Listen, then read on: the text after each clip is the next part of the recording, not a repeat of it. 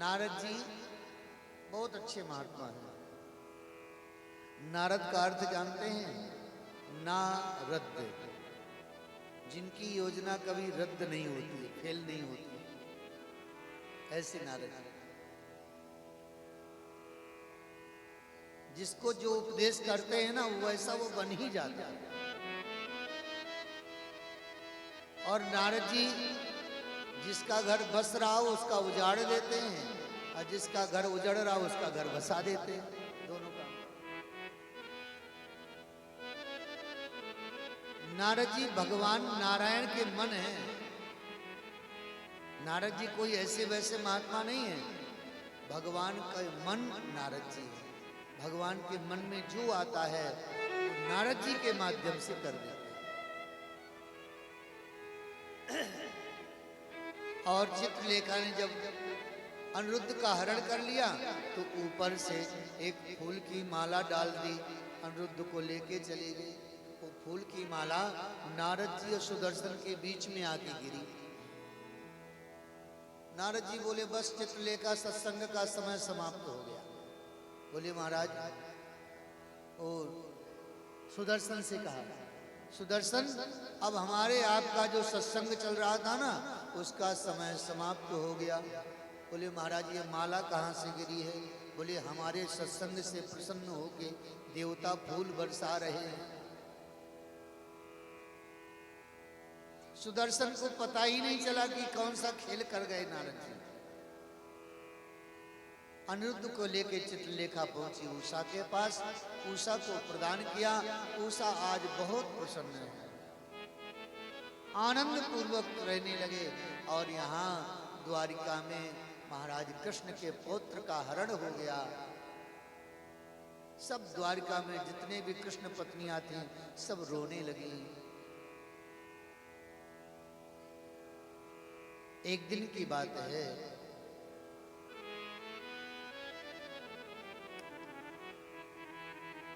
उषा के कक्ष में बाणासुर पहुंच गया और बाणासुर ने देखा कि एक सुंदर पुरुष के साथ मेरी पुत्री हास परिहास कर रही है, ये कौन है?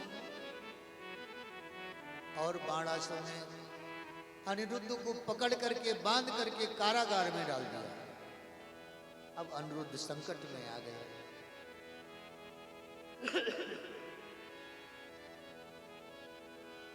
बहुत खोजा गया, अनिरुद्ध को नहीं मिले। श्री कृष्ण ने विचार किया ये सुदर्शन, इसको पता होगा, क्योंकि सुदर्शन पूरे द्वारिका की रक्षा करता है। सुदर्शन को बुलाया गया। सुदर्शन से पूछा क्यों रात्रि के समय कोई द्वारिका के अंदर तो प्रवेश नहीं किया? सुदर्शन ने कहा नहीं महाराज, एक दिन नारद जी जरूर आए थे। अच्छा नारद जी आए थे? हाँ महाराज, नारद जी ने हमको सत्संग सुनाया था। श्री कृष्ण समझ गए कि नारद बाबा की करतूत है ये। तुरंत नारद जी को आवाहन किया, नारद जी आ गए। नारायण नारायण प्रभु। भगवान बोले नारद जी आपने हमारे अनिरुद्ध को कहीं देखा है क्या? नारद जी बोले पंचांग खोल के देखना पड़ेगा। और नारद जी ने अपना पोथी पत्रा खोला, उल्टी सीधी पोरें गिनती करी और बोले इस समय अनिरुद्ध बड़े संकट में है महाराज। कहाँ है? बोले शोणितपुर में बाणासुर के कारागार में पड़े हुए हैं। हमारा बिल्कुल सही ज्योतिष, उन्हें तो सब पता ही था कि कहाँ है।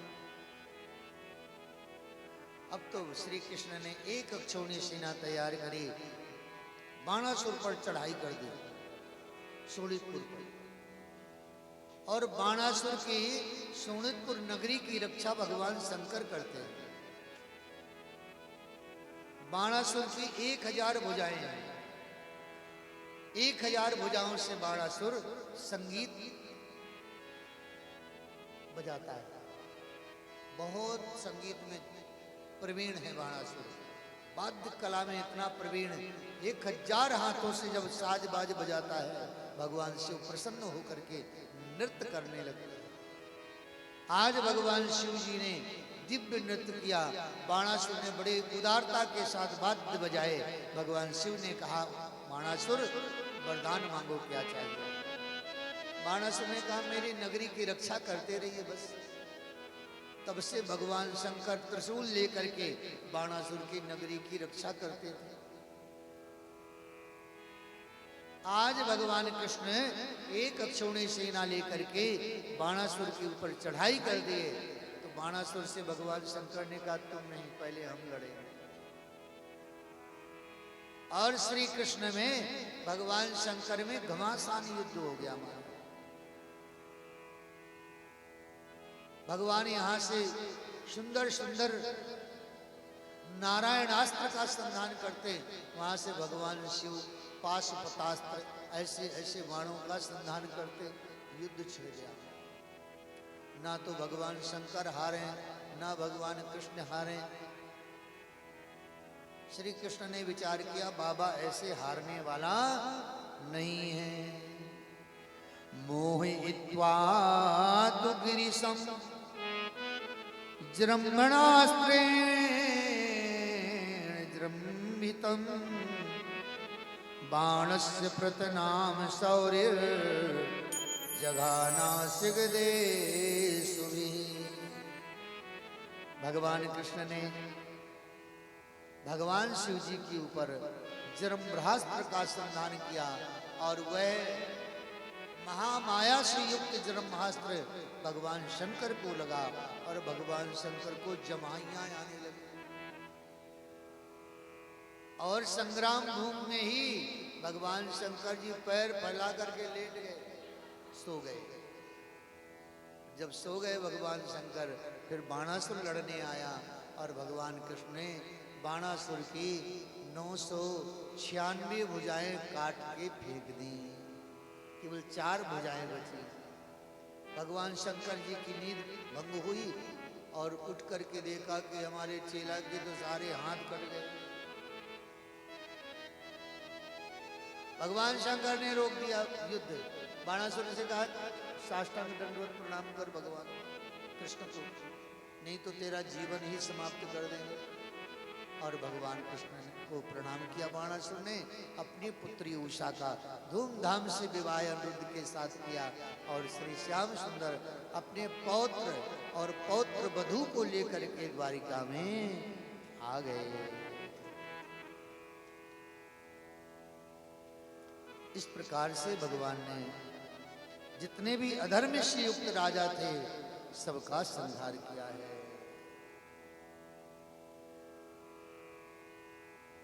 महाराज युधिष्ठिर से राजसु यज्ञ कराया कृष्ण, दिव्य यज्ञ। और उस यज्ञ के प्रारंभ में जितने भी आसुरी प्रवृत्ति के राजा थे सबका वध करा दिया।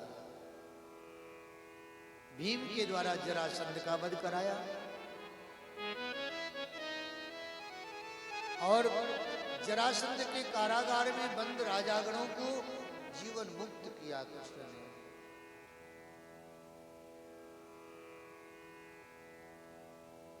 श्री सुखदेव जी महाराज कहते हैं,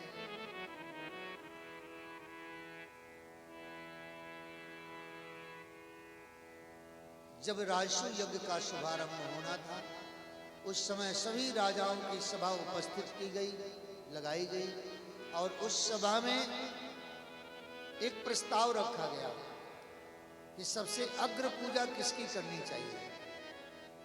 अग्र पूजा का अधिकारी कौन है? तो पांडव लोग खड़े होकर के एक स्वर में पांचों भाइयों ने कहा कि हमारे मत से तो हमारे कृष्ण ही अग्र पूजा के अधिकारी हैं, श्री कृष्ण ही अग्र पूजा के अधिकारी हैं। भीष्म पितामह ने भी अनुमोदन किया इनके वचनों का। सभी ने कहा, लेकिन शिशुपाल ने कहा नहीं, ये ग्वारिया, ये छलिया, ये भगोड़ा, ये गाय चराने वाला कृष्ण, ये अग्र पूजा कैसे हो सकती है इसकी? गाली देना प्रारंभ किया। भीम ने उठाई गदा, बोले मैं इसका वध कर दूंगा। कृष्ण बोले नहीं भीम, तुम शांति से बैठो। और शिशुपाल ने 100 गालियां कृष्ण को दी। जैसे 100 गाली दी शिशुपाल ने, बस कृष्ण खड़े होकर के बोले, शिशुपाल सावधान। लेकिन जो पहले से ही असावधान है वह ऐसे जल्दी सावधान कैसे हो सकता है? जिसका जीवन का स्वभाव बन गया है दूसरों को कष्ट देना, दूसरों को गाली देना, दूसरों को अपशब्द कहना, वो व्यक्ति जल्दी सावधान कैसे हो सकता है? श्री कृष्ण ने बहुत कहा, लेकिन शिशुपाल के तो स्वभाव बन चुका था गाली देना। उसने पुनः गाली दी और श्याम सुंदर ने अपने सुदर्शन को छोड़ दिया, शिशुपाल का मस्तक छेदन किया और शिशुपाल के अंदर से एक दिव्य ज्योति निकली, आकर के भगवान कृष्ण के चरणों में विलीन हो गई। परमात्मा जिसका वध करते हैं उसको अपना परम धाम प्रदान करते हैं।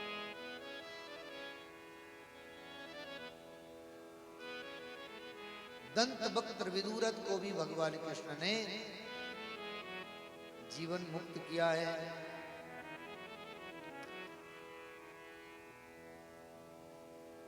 एक द्विविद नाम का बंदर था जो निरंतर द्वारिका में आकर के अनेक प्रकार से उत्पात करता था। भगवान श्री कृष्ण ने दाऊ से कहा, दाऊ आप कृपा करके इस द्विविद बंदर को समझाओ। दाऊ ने अनेक प्रकार से डांटा डपटा, लेकिन वह द्विविद बंदर बड़ा ही दुष्ट प्रवृत्ति का था। ये त्रेता का बंदर है द्विविद। रामचरितमानस में आप पढ़ते होंगे, द्विविद मयंद नील नल अंगद गद विकटासी दधि मुख के हरि निसठ सठ जामवंत बलरासी। ये द्विविद नाम का बंदर बड़ा ही दुष्ट प्रवृत्ति का था, लेकिन पहले नहीं था। श्री राम जी के दल में रहता था और राक्षसों से युद्ध करता था, लेकिन इसमें एक दोष आ गया। ये चरित्रहीन बंदर था, इसलिए भगवान ने इसको अपने दल से निकाल दिया। और यह उसी समय से श्री राम जी को अपना दुश्मन समझ बैठा, शत्रु। तब से ये अधर्म परायण बंदर द्वापर में भी द्वारिका में आके और कृष्ण पत्नियों को कभी नोच ले, कभी काट ले, कभी उनके वस्त्रों को फाड़ दे, ऐसा ये दुर्व्यवहार करता। आज बलराम जी को क्रोध आ गया और हल से खींचा, उस बंदर के गले में फंसाया। बलराम जी के अस्त्र क्या हैं? हल, मूसर। हल से फंसाया, खींचा और ऊपर से मूसर पटक दिया, सो उसके प्राण निकल गए। द्विविद नाम के बंदर का भी भगवान ने वध कराया।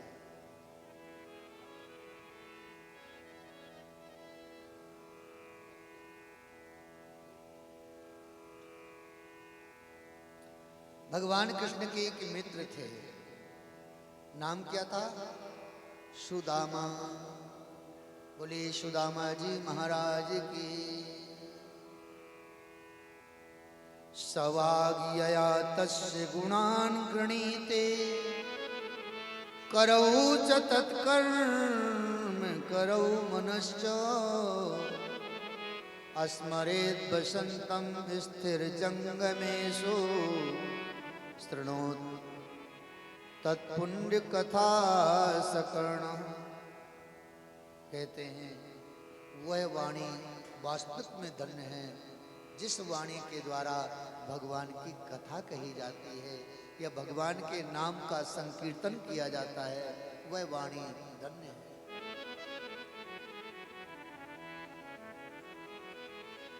वो हाथ धन्य है जिन हाथों से भगवान की और भगवान के भक्तों की सेवा की जाती है। वो कान धन्य हैं जिन कानों से भगवान की कथा सुनी जाती है। वो नेत्र धन्य हैं जिन नेत्रों से परमात्मा कृष्ण का दर्शन होता है।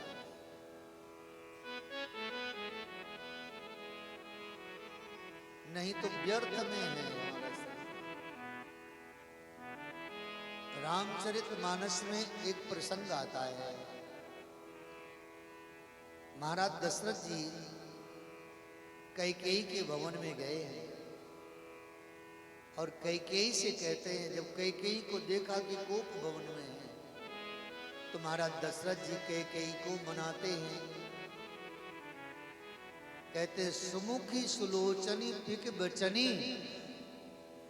गजगामिनी, इन शब्दों का प्रयोग किया महाराज दशरथ जी ने। बहुत से लोग कहते हैं महाराज दशरथ जी कामासक्त होकर के इन शब्दों का प्रयोग किया। हे सुंदर मुख वाली कैकेयी, हे सुंदर नेत्र वाली कैकेयी, हे कोयल की सी बोलने वाली कैकेयी, हे हथनी की सी चाल चलने वाली कैकेयी।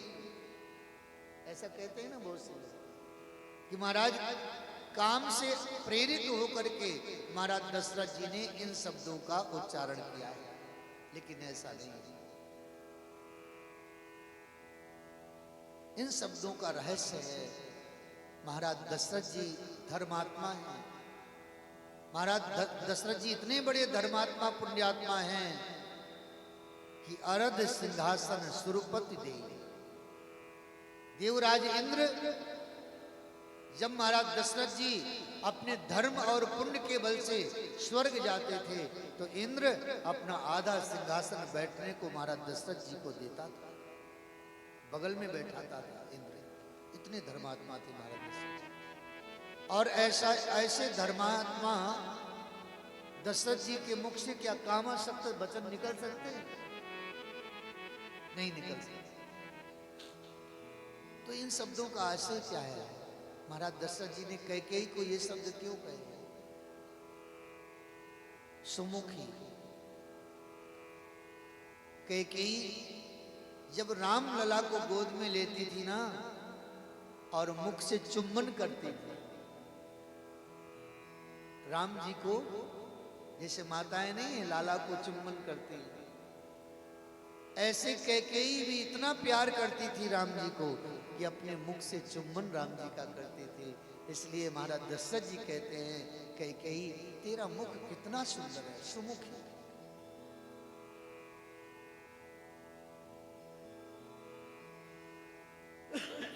जिस मुख से परमात्मा का चुम्बन लिया जाए, जिस मुख से परमात्मा के नाम का उच्चारण किया जाए, उसको कहते हैं पिक बचनी।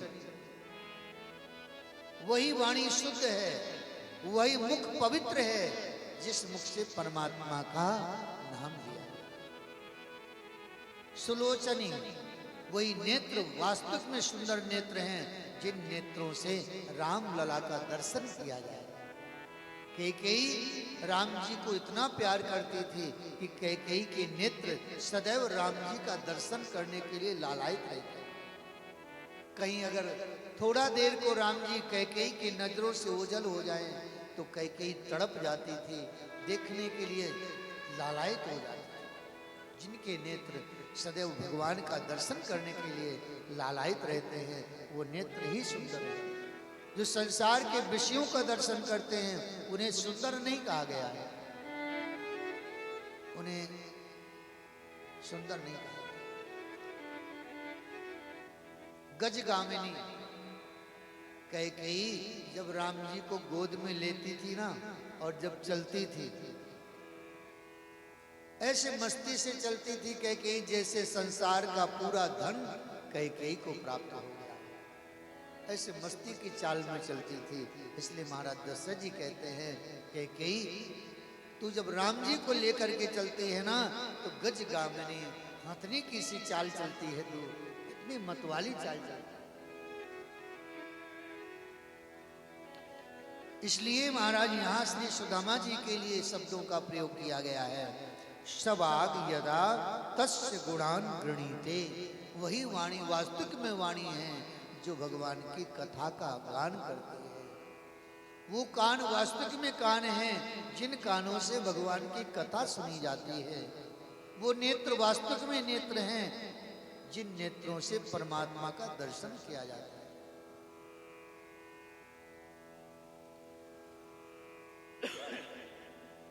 वो पैर जो तीर्थों में भ्रमण करते हैं, धन्य है वो पैर। वो हाथ जिन हाथों से दान किया जाता है, वो धन्य है वो हाथ।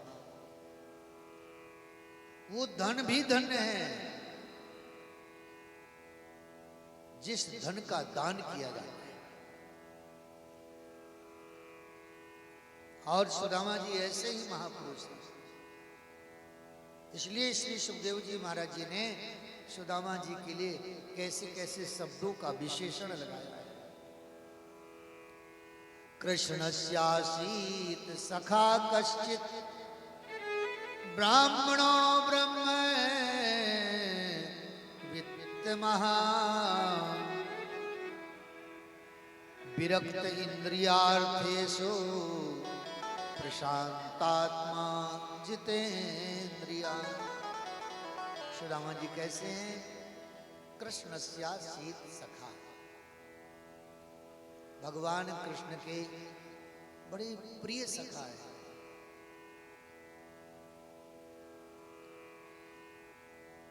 भगवान को कौन प्रिय है? जो भगवान का निरंतर भजन करता है। एक बार नारद जी भगवान के बैकुंठ धाम को जा रहे थे, तो रास्ते में हनुमान जी महाराज जी मिल गए। बोलो जय श्री कृष्ण। हनुमान जी मिल गए और हनुमान जी तो हाथ में करताल लिए मस्ती से श्री राम जय जय राम, श्री राम जय जय, श्री राम जय जय राम, श्री राम जय जय राम, श्री राम जय जय राम, श्री राम जय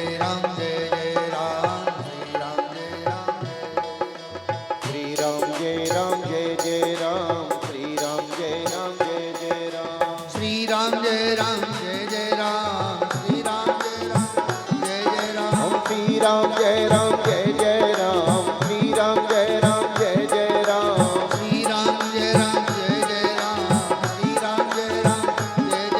श्री राम जय जय राम, श्री राम जय जय राम, श्री राम जय जय राम, श्री राम जय जय राम, श्री राम जय जय राम, श्री राम जय जय राम, श्री राम जय जय राम, श्री राम जय जय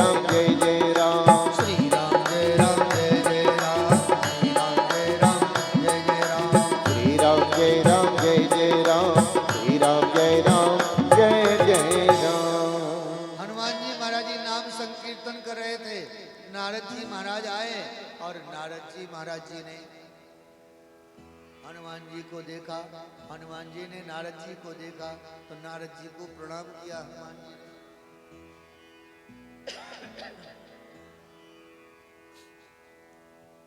नारद जी कहाँ जा रहे हैं? हनुमान जी ने पूछा। नारद जी बोले हनुमान हम जा रहे हैं बैकुंठ।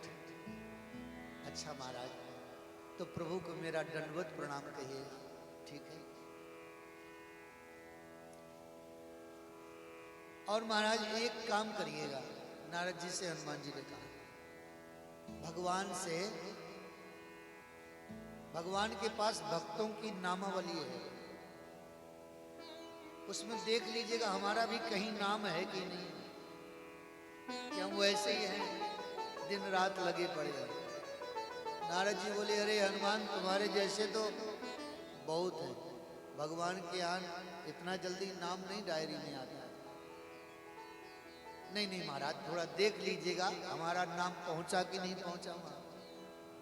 ठीक है, देख लेंगे। अब नारद जी पहुंचे भगवान के पास, भगवान के पास पहुंचे, खूब स्वागत सत्कार हुआ। और नारद जी ने भगवान से कहा प्रभु आपके पास कोई भक्तों की डायरी है क्या? भगवान ने कहा हाँ है नारद जी। बोले महाराज हम देखना चाहते हैं। ठीक है, भगवान ने इतना बड़ा पुथन्ना ला के रख दिया नारद जी के सामने, इतनी बड़ी मोटी डायरी। और नारद जी ने जैसे ही उसको खोला तो पहले नंबर पर नारद जी का नाम लिखा हुआ था। तो ही नारद जी फूल के बतासा हो गए। अरे एक नंबर पे हमारा नाम पूरा खोला, लेकिन हनुमान जी का कहीं नाम नहीं। अब हनुमान जी का और कहीं नाम नहीं तो और नारद जी और देखो, हमने कहा था हनुमान से तुम्हारे जैसे बहुत है भैया। अब प्रसन्न होके नारद जी वहां से चले आए हनुमान जी के पास पहुंचे। हनुमान जी ने प्रणाम किया, बोले महाराज डायरी देखी? बोले हाँ देखा हनुमान। बोले कहीं हमारा नाम कहीं नहीं है तुम्हारा नाम? हनुमान जी ने कहा हमारा कहीं नाम ही नहीं है। बोले नहीं हनुमान, अरे इतनी बड़ी डायरी देखी भगवान की, कहीं नाम नहीं तुम्हारा। बोले महाराज प्रभु से पूछ लेते, कोई दूसरी डायरी हो शायद उसमें नाम हो। हाँ हनुमान ये बात तो हम पूछना भूल ही गए भगवान से। बोले महाराज थोड़ा हमारे लिए चले जाइए दोबारा। हनुमान जी के कहने पर नारद जी फिर पहुंचे बैकुंठ और जाके भगवान से कहा प्रभु एक बात बताइए, आपके के पास केवल एक ही डायरी है कि दूसरी भी डायरी है? भगवान बोले हाँ नारद, एक पॉकेट डायरी है हमारे पास। एक जो कोई जरूरी नंबर होते हैं ना तो उनको पॉकेट में रखते हैं सदैव। अब बहुत से नंबर होते हैं तो घर में रखी रहती है मोटी डायरी, हजारों नंबर रहते हैं। लेकिन जो पॉकेट डायरी होती है ना उसमें 2-4 नंबर ही होते हैं, 2-4 जनों के। भगवान ने कहा हाँ नारद है। बोले प्रभु वो भी दिखा। भगवान ने निकाली डायरी दे दी, ये है छोटी सी डायरी थी, 2-4 पन्ने थे उसमें। और नारद जी ने जैसे खोला उस डायरी को तो उसमें सबसे पहले हनुमान जी का नाम था। अब नारद जी सूख गए। बोले प्रभु आपने 2 डायरी क्यों बनाई है? भगवान से ही पूछा नारद जी ने। भगवान ने कहा नारद जी ये जो बड़ी सी डायरी है ना, जो मेरा भक्त मेरा भजन कर रहे हैं ना, जो मेरा स्मरण कर रहे हैं, उन सबका नाम ये मोटी डायरी है। अब प्रभु ये छोटी सी डायरी है? बोलिए छोटी सी डायरी में उनके नाम है जिनका भजन मैं करता हूं।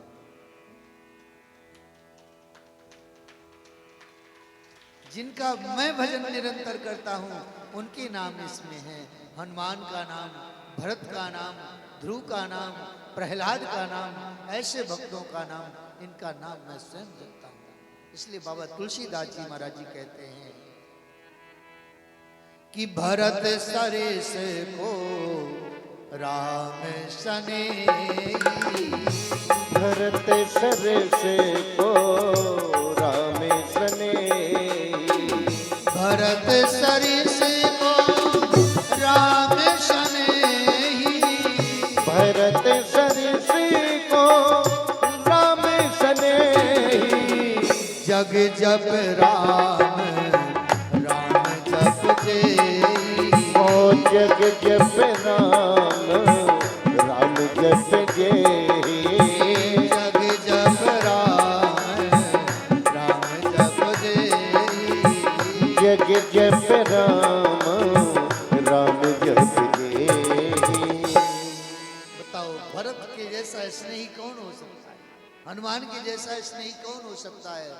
सारा जगत राम राम जपता है, लेकिन राम जी भरत भरत जपते हैं। भैया भक्ति बहुत श्रेष्ठ है। भगवान को प्राप्ति के लिए बड़ा सरल, बड़ा श्रेष्ठ साधन है भक्ति। भगति करत बिनु जतन प्रयासा, भक्ति करत बिनु जतन प्रयासा, भगति करत बिनु जतन प्रयासा, भक्ति करत बिनु जतन प्रयासा, संस्कृति मूले अविद्यानासा, ओ संस्कृति मूल अविद्यानासा,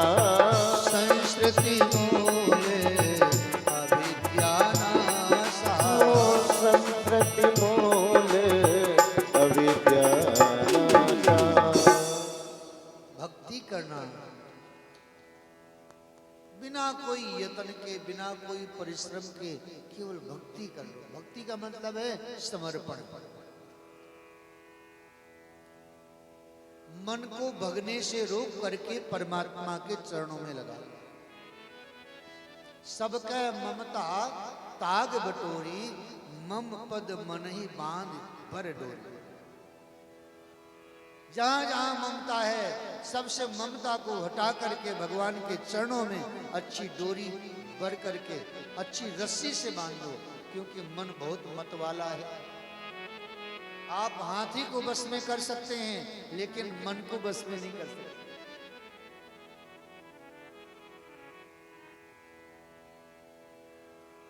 सुदामा जी महाराज जी हैं, कृष्णस्यासीत सखा कश्चित। कैसे हैं? भगवान कृष्ण के अंतरंग सखा है।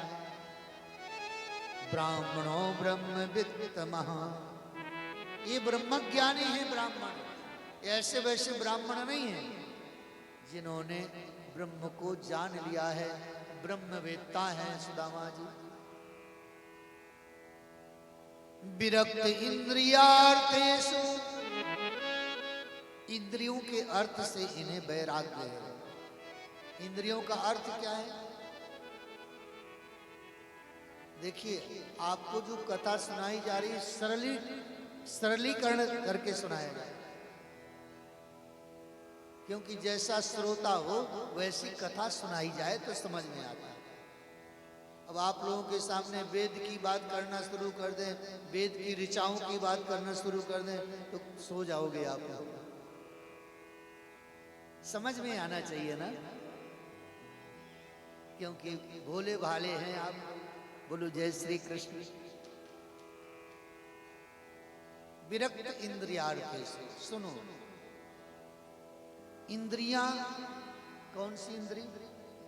देखो, 5 ज्ञान इंद्रियां हैं। कौन? ये एक आंख, एक नाक, एक जीभ, एक कान और एक त्वचा, स्पर्श इंद्रिय। त्वचा से हमें पता चलता है कि ये ठंडा है कि गर्म है। कहीं मच्छर काटता है, तुरंत पता चलता है कि मच्छर काटता है। पता चलता है ना, तुरंत हाथ वहीं जाता है।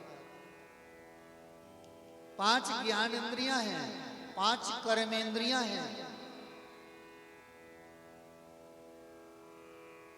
तो इंद्रियों का अर्थ क्या है, ये समझना है अपन को।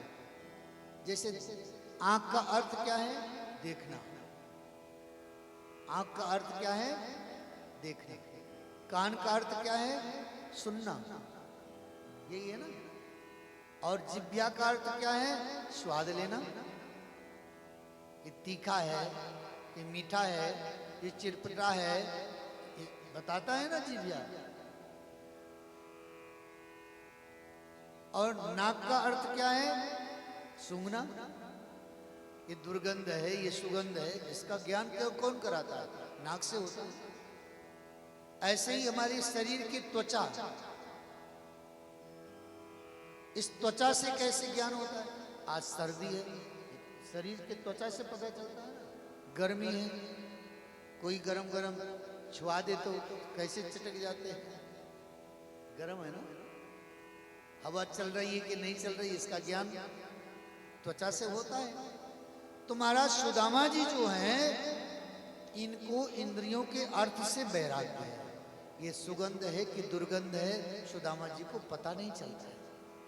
वैराग्य, विरक्त इंद्रियार्थेषु, इंद्रियों के अर्थ से वैराग्य है। ये अच्छा है कि बुरा है, स्वाद लेने की जो रसेंद्रिय है, वो अच्छे बुरे का ज्ञान नहीं है। जो मिल गया भोजन करो। संसार में सुदामा जी की दृष्टि में कोई बुरा नहीं है, सब अच्छे।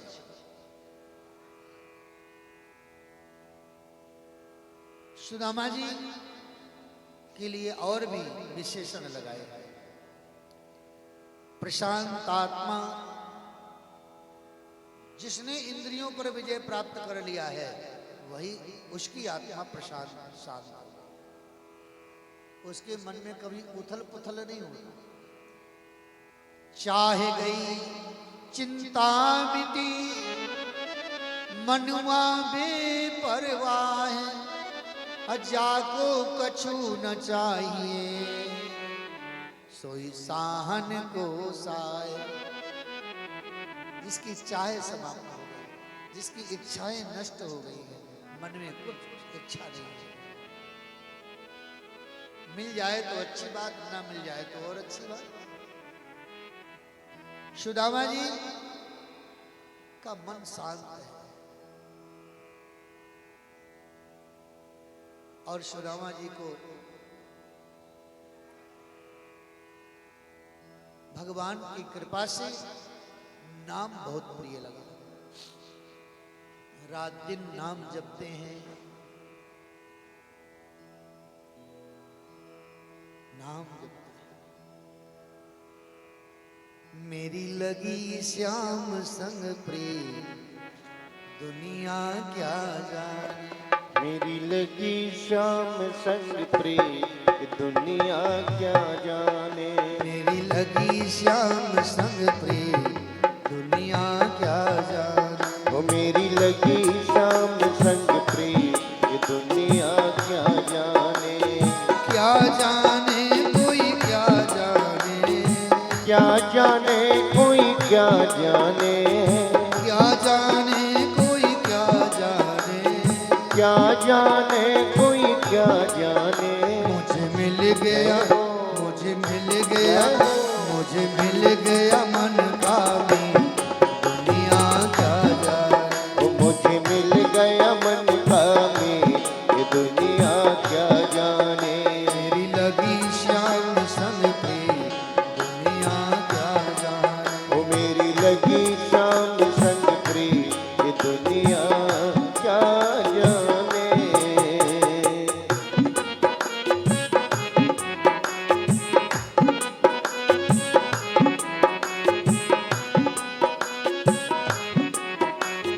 छवि लगी मैंने श्याम की जब से, छवि लखी मैंने श्याम की जब से। भई बावरी मैं तो तब से, भई बाबरी मैं तो तब से। भई बावरी मैं तो तब से।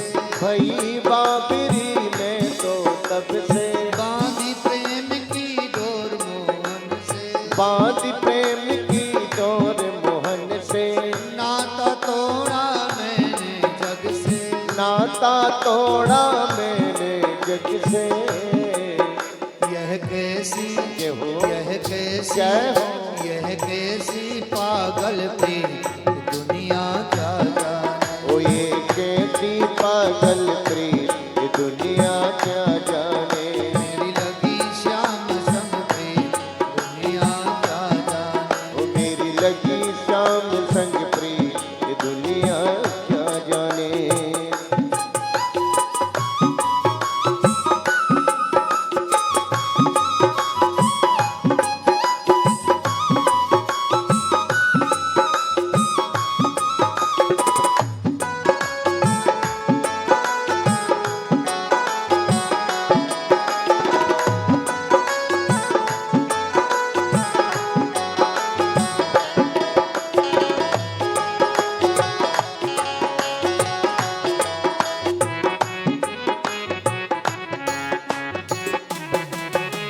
मोहन की सुंदर सूरतिया, मोहन की सुंदर सूरतिया। मन में बस गई प्यारी मूरतिया। मन में बस गई प्यारी मूर्तिया। लोग कहे मैं तो भई बावरिया, लोग कहे मैं तो भई बाबरिया। जब से ओढ़ी मैंने श्याम चुनरिया। जब से ओढ़ी मैंने श्याम चुनरिया। मैं तो गाऊं, ये हो मैं तो गाऊं, क्या हो। मैं तो गाऊं खुशी के गीत, दुनिया क्या जाने। ओ मैं तो गाऊं खुशी के गीत, ये दुनिया क्या जाने। मेरी लगी श्याम संग प्रेम, दुनिया क्या जाने। ओ मेरी लगी श्याम संग प्रीत, ये दुनिया क्या जाने।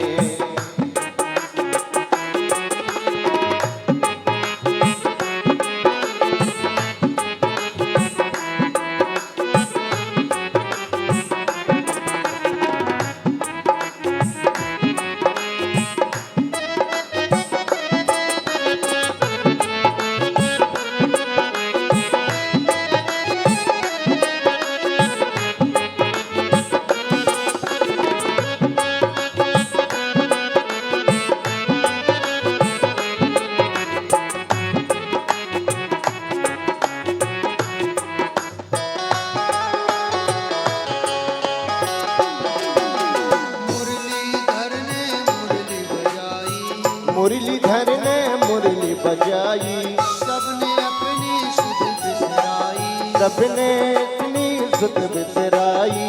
गोप गोपियां भागी आई, गोपी गोपिका भागी आई, कुल मर्यादा काम न आई, कुल मर्यादा सब बिसराई। मैंने छोड़ी मैंने छोड़ी जय हो। मैंने छोड़ी जग की रे दुनिया क्या जाने। ओ मैंने छोड़ी जग के रे ये दुनिया क्या जाने। लगी शाम जग की दुनिया क्या जाने। ओ मेरे लगे शाम तक प्री ये दुनिया क्या जाने। क्या जाने कोई क्या जाने, क्या जाने कोई क्या जाने, क्या जाने कोई क्या जाने। क्या जाने कोई क्या जाने। मेरी लगी जय हो। मेरी लगी जय हो। मेरी लगी श्याम शब्द की दुनिया क्या जाने। ओ मेरी लगे शाम तक प्री ये दुनिया क्या जाने। मेरी लगे शाम तक प्री ये दुनिया क्या जाने। क्या जाने क्या जाने क्या जाने क्या जाने। सुदामा जी की स्थिति ऐसी थी